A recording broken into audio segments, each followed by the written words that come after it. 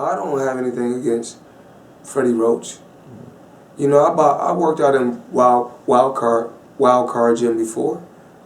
You know, even when Manny came out here to shake out, he could have came to Mayweather Boxing Club. It didn't matter.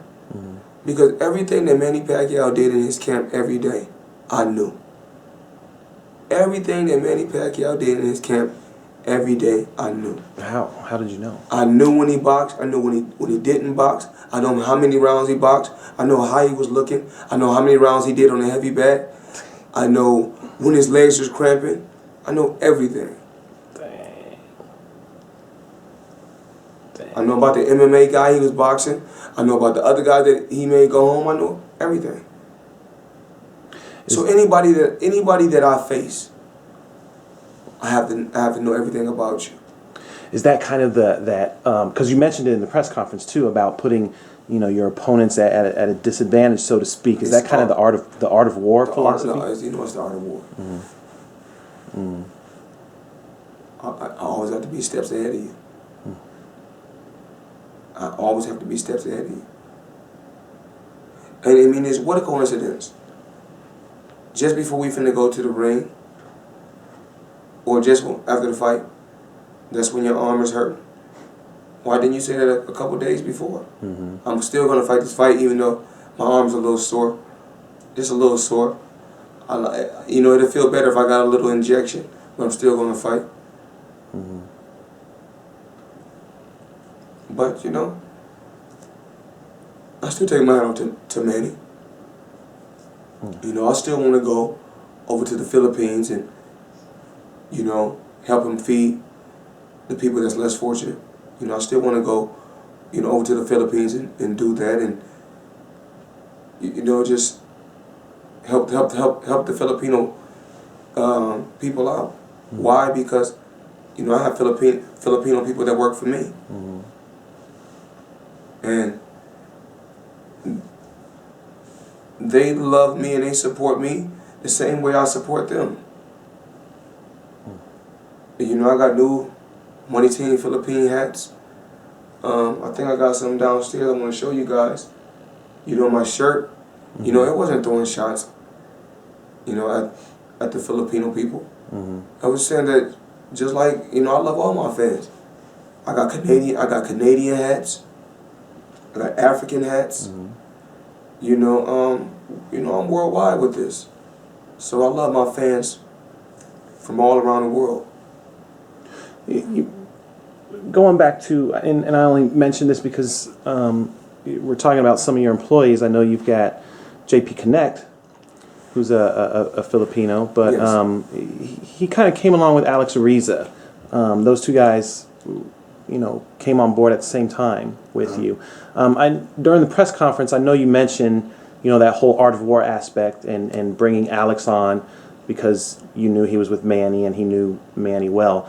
But after the fight, you really kind of embraced Alex, and it seemed like that really meant something to you. Because I don't know if Freddie and Alex really don't see eye to eye.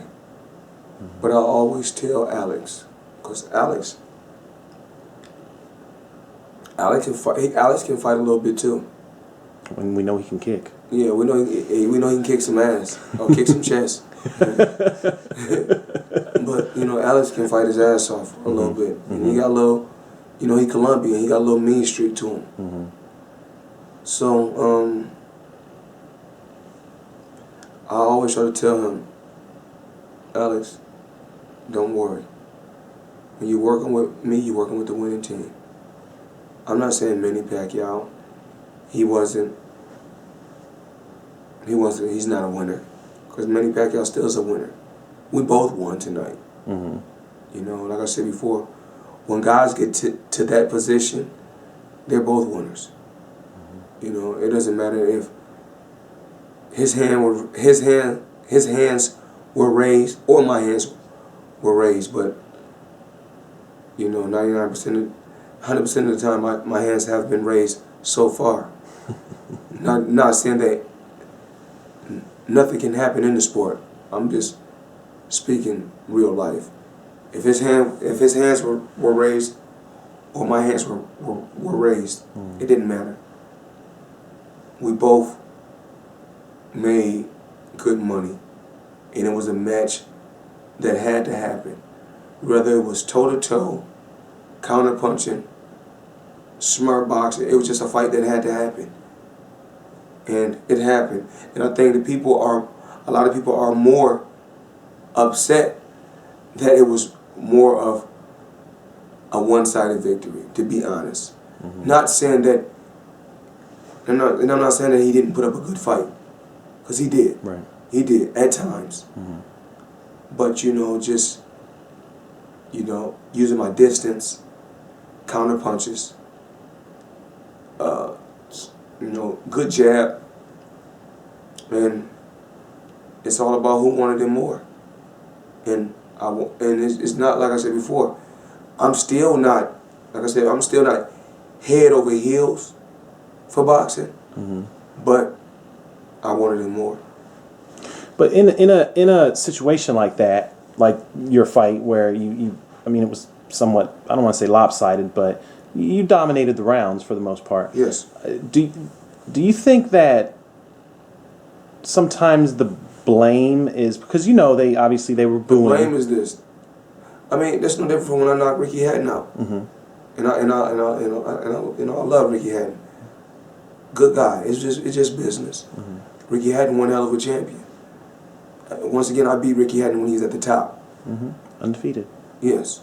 I beat Cotto when he was at his most comfortable weight, 154. And Canelo asked to fight at a catch weight. You could pull an article up, he asked to fight at the catch weight. So he tried to pull my card to see if I was going to bite on it. Once Canelo said, yeah, I'll meet you at the catch weight, no problem. Let's do it.